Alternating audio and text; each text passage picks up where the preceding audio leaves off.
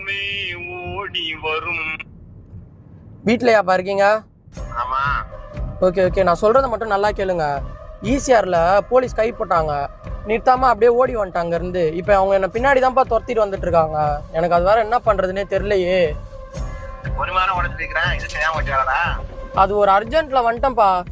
சரி, எனக்கு ஒரு ஐடியா. நீங்க என்ன பண்ணுங்க, பின்னாடி தான் துரத்திட்டு வந்துட்டு இருக்காங்க.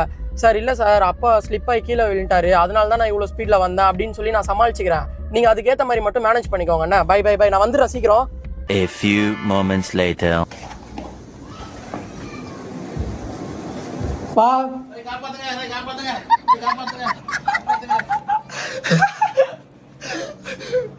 போலீஸ்லாம் வரலப்பா, சும்மா பிராங்க்.